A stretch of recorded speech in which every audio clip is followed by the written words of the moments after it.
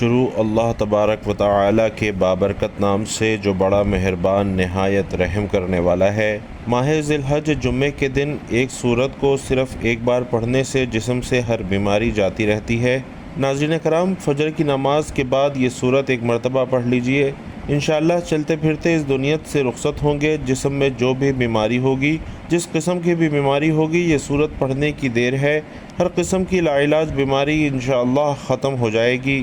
یہ سورت بہت ہی زیادہ طاقتور ہے۔ اس سورت کو اپنی زندگی میں ذی الحج کے مہینے میں جمعے کو ایک مرتبہ لازمی پڑھ لیجئے۔ یہ سورت پڑھنے سے اللہ تبارک و تعالی جسم سے ہر طرح کی بیماری کو ختم فرما دیتا ہے اور اپنے بندے کو شفا عطا فرماتا ہے۔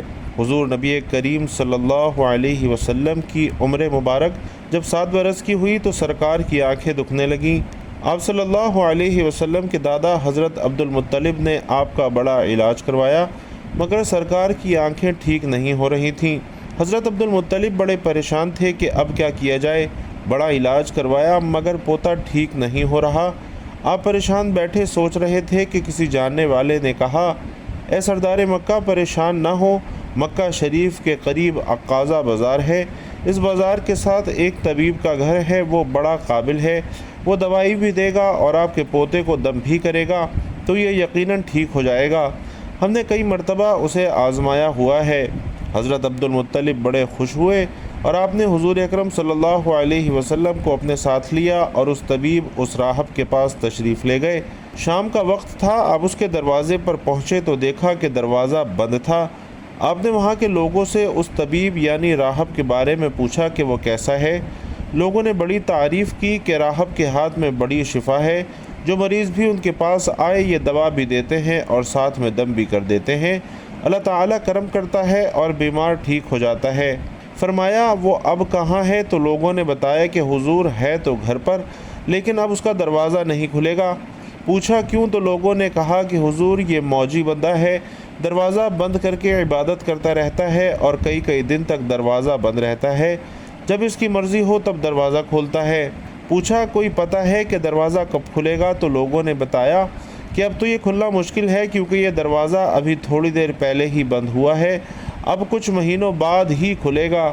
حضرت عبد المطلب بڑے پریشان ہوئے کہ اب کیا ہوگا کہ اچانک راہب کے مکان میں زلزلہ آیا، دیواریں ہلنے لگیں، چھت لرزنے لگی اور قریب تھا کہ اس طبیب اس راہب کا مکان گر جاتا، وہ راہب اس مکان کے نیچے دب جاتا۔ وہ فوراً دروازہ کھول کر باہر نکل آیا اور جب وہ باہر آیا تو اس نے حضرت عبد المطلب کو پہچان لیا کہ یہ مکہ مکرمہ کے سردار ہیں۔ راہب نے پوچھا سرکار کیسے آنا ہوا؟ تو حضرت عبد المطلب نے فرمایا یہ میرا پوتا بیمار تھا، آنکھیں ٹھیک نہیں ہو رہی تھیں، سنا ہے آپ دوا بھی دیتے ہیں اور دم بھی کرتے ہیں، مہربانی کریں جلدی سے کوئی دوائی دیں اور دم بھی کریں تاکہ میرا پوتا ٹھیک ہو جائے۔ ناظرین، راہب نے جب پیارے آقا صلی اللہ علیہ وسلم کے چہرے کا نور دیکھا تو دیکھتا ہی رہ گیا۔ پھر کمرے میں گیا، غسل کیا، نئے کپڑے پہنے، خوشبو لگائی، پھر ایک آسمانی صحیفے کے چند اوراق اٹھا کر لایا، سرکار کے پاس آ کر دیکھنے لگا۔ کبھی اپنی کتاب دیکھتا، کبھی سرکار کا چہرہ دیکھتا، کبھی کتاب دیکھتا، کبھی واللیل کی زلفوں کو دیکھتا۔ سارے اوراق بھی دیکھے، کملی والے کو سر سے لے کر پاؤں تک بھی دیکھا، پھر قدموں میں گر کر کہنے لگا، اے محمد صلی اللہ علیہ وسلم، میں گواہی دیتا ہوں کہ آپ اللہ تعالیٰ کے آخری نبی ہیں، آپ کے بعد کوئی نبی نہیں آئے گا۔ سبحان اللہ، عظمت مصطفیٰ کے ابھی اعلان نبوت فرمایا نہیں، لیکن راہب پہلے ہی کلمہ پڑھ کر گواہی دے رہا ہے۔ حضرت عبد المطلب راہب کی بات سن کر بڑے خوش ہوئے اور پھر فرمایا کہ راہب جس کام کے لیے میں حاضر ہوا ہوں وہ جلدی کرے۔ راہب نے پوچھا کون سا کام؟ تو فرمایا میرے پوتے کو دوا بھی دو اور اسے دم بھی کرو تاکہ اس کی آنکھیں ٹھیک ہو جائیں۔ راہب نے کہا حضرت آپ یہ کیا کہہ رہے ہیں، میں اس کا علاج کروں؟ حضرت عبد المطلب نے فرمایا راہب میں تو آیا ہی اسی خاطر ہوں۔ راہب کی آنکھوں میں آنسو آ گئے اور کہا سرکار آپ نے محمد صلی اللہ علیہ وسلم کی عظمت کو سمجھا ہی نہیں ہے۔ آپ طبیب کو مریض کے پاس لے کر آ گئے ہیں، مقدس کو گناہ گار کے پاس لے آئے ہیں، شفائے کائنات کو مرض مجسم کے پاس لے آئے ہیں، داتا کو بھکاری کے پاس لے آئے ہیں، مختار کو مجبور کے پاس لے آئے ہیں، نبی کو اس کے امتی کے پاس لے آئے ہیں۔ اے سردار مکہ، میں اپنے عبادت خانے میں بیٹھا اللہ کی عبادت کر رہا تھا کہ اچانک میرا سارا مکان لرزنے لگا، اور اگر میں باہر نہ آتا تو میں مکان کے نیچے دب جاتا۔ اے سردار مکہ، تیرا یہ پوتا بڑی شان والا ہے، بڑے عظمت والا ہے، بڑے مقام والا ہے۔ دیکھ، اس کے چہرے سے نور کے فوارے نکل رہے ہیں۔ کائنات کے یہودی اس کے دشمن ہیں، اس طرح اسے لے کر نہ پھرا کرو، کہیں کوئی یہودی اس کو تکلیف نہ پہنچائے۔ جاؤ، اسے اپنے گھر لے جاؤ۔ حضرت عبد المطلب نے فرمایا، راہب، آپ نے میری بڑی رہنمائی فرمائی، شکریہ، لیکن اصل مسئلہ تو اپنی جگہ رہا، جس مقصد کے لیے میں آیا تھا وہ تو حل نہ ہوا۔ تو راہب نے مسکرا کر کہا، اے سردار مکہ، ان کی آنکھوں کا علاج خود انہی کے پاس موجود ہے۔ حضرت عبد المطلب نے پوچھا، کہاں ہے علاج؟ تو راہب نے کہا، سردار مکہ، محمد صلی اللہ علیہ وسلم کا لعاب شریف نکال کر ان کی آنکھوں میں لگائیں، یہ بالکل ٹھیک ہو جائیں گی۔ حضرت عبد المطلب نے اسی وقت سرکار کے منہ سے لعاب نکال کر آپ کی آنکھوں میں لگایا تو آپ کی آنکھیں اسی وقت ٹھیک ہو گئیں جیسے کبھی دکھتی ہی نہ تھیں۔ حضرت عبد المطلب بڑے حیران ہوئے، اس راہب کا شکریہ ادا کیا، چلنے لگے تو راہب نے کہا، حضور، شکریہ تو آپ کا کہ آپ نے مجھے سرکار کائنات کی زیارت کروائی ہے۔ حضرت عبد المطلب نے فرمایا، راہب، آپ کا دم بہت مشہور ہے اور سنا ہے کہ آپ جس کو بھی دم کرتے ہیں وہ مریض اسی طرح ٹھیک ہو جاتا ہے۔ وہ دم کیا کرتے ہیں؟ وہ الفاظ کیا پڑھتے ہیں کہ جن میں اللہ تعالیٰ نے اتنی تاثیر رکھی ہے؟ راہب مسکرا پڑا اور کہا، حضور، جب مریض میرے پاس آتا ہے تو میں اللہ کی بارگاہ میں ہاتھ اٹھا کر کہتا ہوں، یا اللہ، تجھے آخری نبی کی عظمت کی قسم، تجھے اس کے پیار کا واسطہ، اس کی محبوبیت کا واسطہ، اس بیمار کو شفا دے دے۔ پھر میں مریض پر دم کرتا ہوں اور اللہ تعالیٰ بیمار کو شفا دے دیتا ہے۔ ناظرین کرام، حضور نبی کریم صلی اللہ علیہ وسلم نے اپنی پوری زندگی نہایت سادگی سے گزاری۔ آپ کی خوراک نہایت سادہ تھی۔ کسی بھی شخص کے اخلاق و کردار کا مطالعہ کرنا ہو تو اس کی عادت کے ساتھ ساتھ اس کے لباس اور اس کی گفتگو سے اندازہ لگایا جا سکتا ہے کہ وہ کس طرح کی زندگی بسر کر رہا ہے۔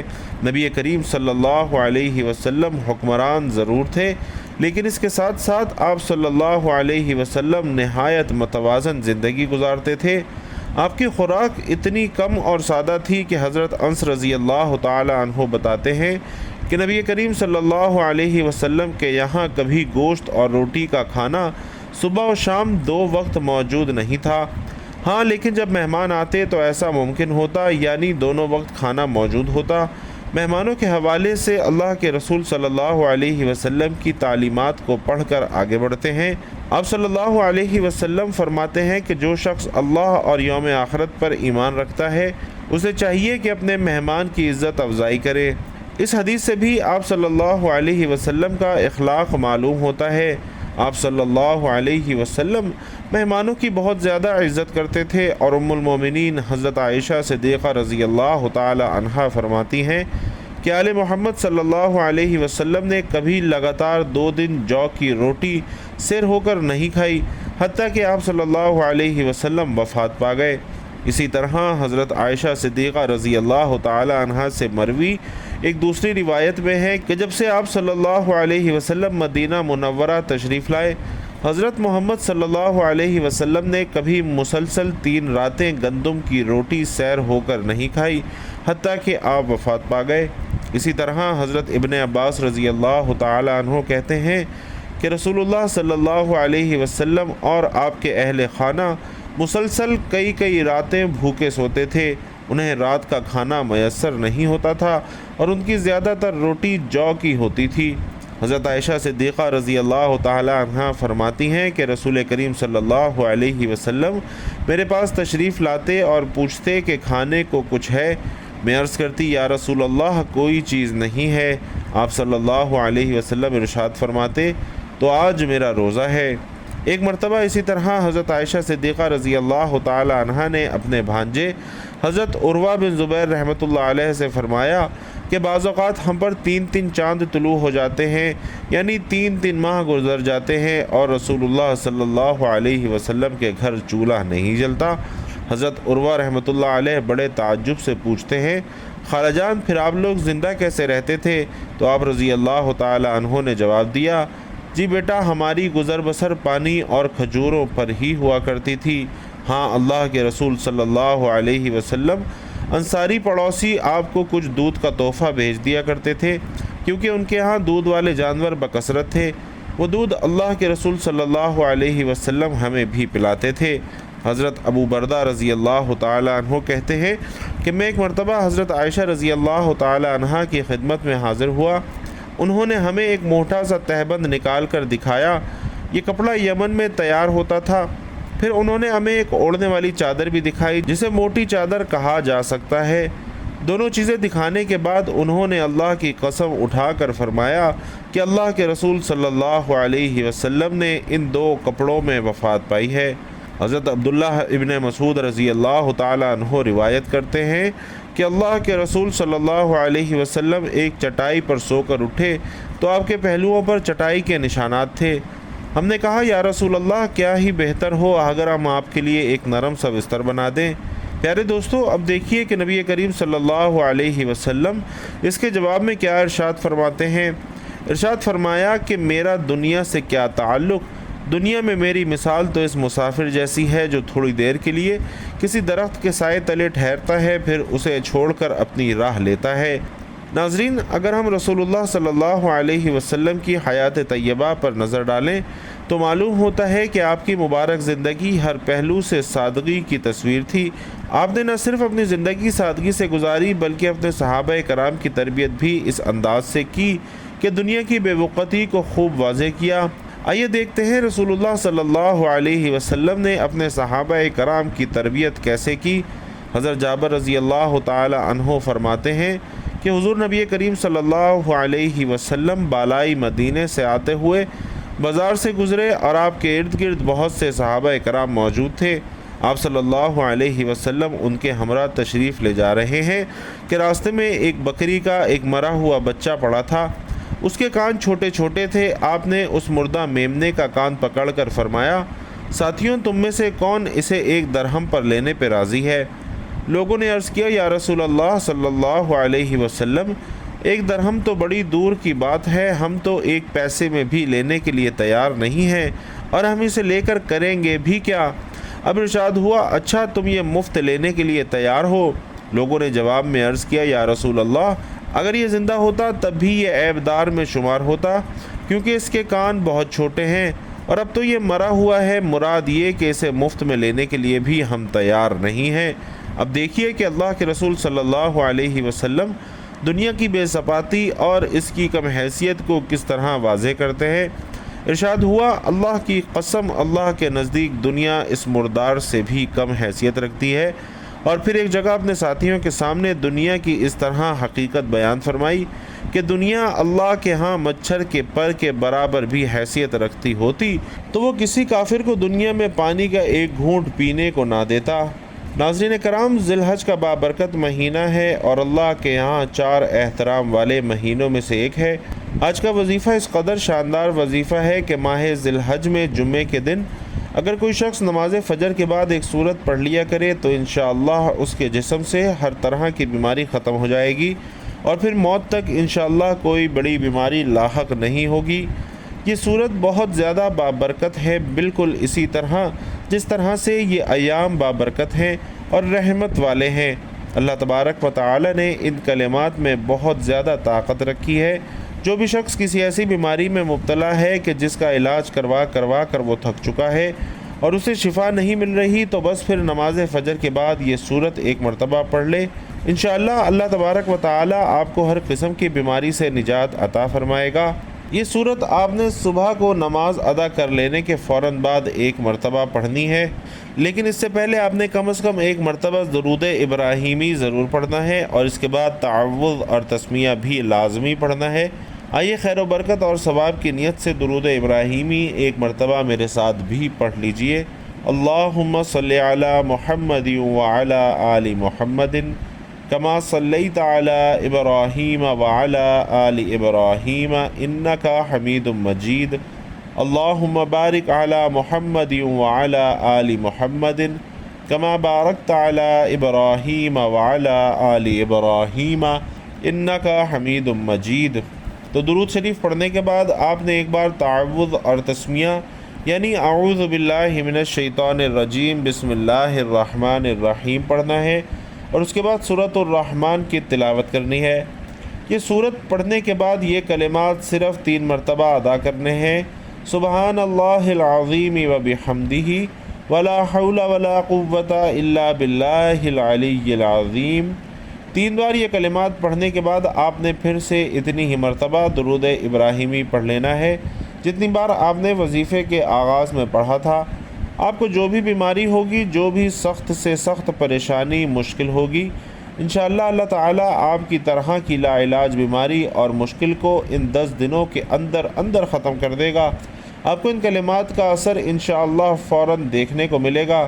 اللہ تبارک و تعالیٰ آپ کو ان کلمات کو پڑھنے سے فوراً شفا عطا فرمائے گا۔ یہ سورت 1 مرتبہ اور کلمات آپ نے 3 مرتبہ پڑھ لینے ہیں۔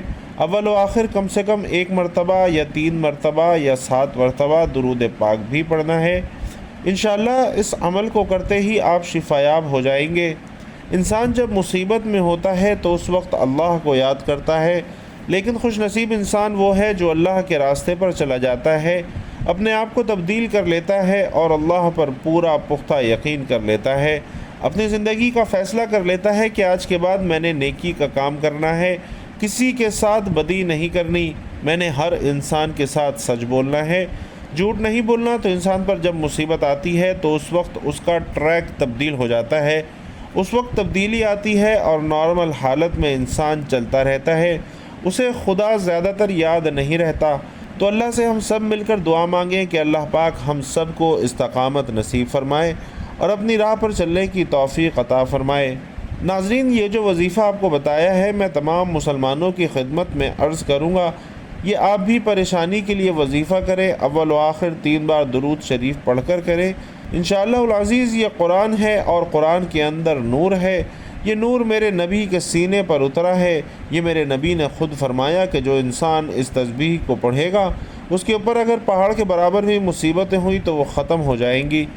تو تمام بہن بھائی نماز کا لازمی اہتمام کریں، کیونکہ نماز کے بغیر کوئی بھی وظیفہ ادھورا رہے گا۔ اللہ تعالی ہم سب کو 5 وقت نماز باجماعت ادا کرنے کی توفیق نصیب فرمائے، کیونکہ محترم ناظرین نماز کی بہت زیادہ فضیلت ہے۔ نماز ایمان ہے، ہدایت ہے، نور ہے۔ نماز روزی میں برکت، بدن کی راحت، شیطان کی ناپسندی اور کفار کے مقابلے میں اسلحہ ہے۔ نماز دین کی عجابت اور اعمال کی قبولیت کا ذریعہ ہے۔ نماز ہمیں بے حیائی اور برائی سے روکتی ہے، شیطان کا منہ کالا کرتی ہے۔ اللہ تعالی ہم سب کو 5 وقت نماز پڑھنے کی توفیق عطا فرمائے۔ نبی پاک صلی اللہ علیہ وسلم فرماتے ہیں کہ جو شخص اللہ سے دعا نہیں مانگتا تو اللہ تعالیٰ اس پر غضبناک ہوتے ہیں، اور دعا مانگنے کے آداب میں سے ہے کہ اللہ تعالیٰ کی ذات سے وہی کچھ مانگا جائے جو کہ حلال اور طیب ہو۔ ناجائز مقاصد اور گناہوں کے کاموں کے لیے اللہ تعالیٰ کے حضور ہاتھ پھیلانا اور اللہ تعالیٰ کی ذات سے کچھ مانگنا انتہائی درجے کی بے ادبی اور گستاخی ہے، بلکہ حرام اور ناجائز مرادوں کے پورا ہونے کے لیے اللہ تعالیٰ کی ذات سے دعائیں مانگنا اور منتیں ماننا دین اسلام کے ساتھ ایک بدترین قسم کا مذاق ہے۔ اسی طرح ان باتوں کے لیے بھی دعائیں نہیں مانگنی چاہیے جو اللہ تعالیٰ نے ازلی طور پر طے فرما دی ہیں اور ان میں اب کوئی تبدیلی ممکن نہیں ہے۔ مثلاً کسی پست قد انسان کا اللہ سے یہ دعا کرنا کہ یا اللہ میرا قد لمبا کر دے، یا کسی دراز قد انسان کا اللہ سے یہ دعا کرنا کہ یا اللہ میرا قد چھوٹا کر دے، یا مثلاً کوئی جوان شخص اللہ تعالیٰ سے یہ دعا کرے کہ یا اللہ میں ہمیشہ جوان رہوں اور میرے اوپر کبھی بڑھاپا نہ آئے۔ ناظرین، اس قسم کی دعائیں ہرگز نہیں مانگنی چاہیے، اور مؤذن جب اذان کہتا ہے تو ایسے وقت میں کی جانے والی دعائیں زیادہ قبول ہوتی ہیں۔ حضرت انس رضی اللہ تعالی عنہ سے بیان ہے کہ نبی کریم صلی اللہ علیہ وسلم نے فرمایا کہ جب مؤذن اذان کہتا ہے تو آسمان کے دروازے کھول دیے جاتے ہیں اور دعائیں قبول کی جاتی ہیں۔ ایک بندہ مومن اگر نماز کے اوقات میں اذان اور اقامت کے درمیان دعا کرے تو اس بات کا زیادہ امکان ہے کہ اس کی دعا قبول کر لی جائے، اس لیے کہ نبی کریم صلی اللہ علیہ وسلم کا فرمان عالی شان ہے کہ اذان اور اقامت کے درمیان مانگی جانے والی دعا نامنظور نہیں ہوتی۔ صحابہ کرام نے عرض کیا، اے اللہ کے رسول، ہم اس وقت میں کیا مانگا کریں؟ تو آپ صلی اللہ علیہ وسلم نے فرمایا اللہ تعالیٰ سے دنیا اور آخرت کی عافیت کا سوال کیا کرو۔ کتب احادیث میں نبی کریم صلی اللہ علیہ وسلم کا ارشاد گرامی ہے کہ ہمارا رب تبارک و تعالی ہر رات کے آخری تہائی حصے میں آسمان دنیا پر نزول فرماتا ہے اور یہ اعلان کرتا ہے کہ ہے کوئی مجھ سے مانگنے والا میں اس کی دعائیں قبول کروں، ہے کوئی مجھ سے سوال کرنے والا میں اسے عطا کروں، ہے کوئی مجھ سے بخشش طلب کرنے والا کہ میں اس کی مغفرت کر دوں۔ اللہ رب العزت سے دعا ہے کہ میرا سنانا اور آپ کا سننا اپنی بارگاہ میں قبول و منظور فرمائے، جو مانگا وہ بھی عطا فرمائے، جو نہ مانگ سکے وہ بھی عطا فرمائے، آمین یا رب العالمین۔ ناظرین کرام، آخر میں آپ سے گزارش ہے کہ اللہ تعالیٰ کے 99 ناموں میں سے کوئی بھی ایک نام کمنٹ باکس میں لکھ کر ضرور شیئر کیجئے گا۔ اللہ تعالیٰ آپ کا حامی و ناصر ہو، آمین یا رب العالمین۔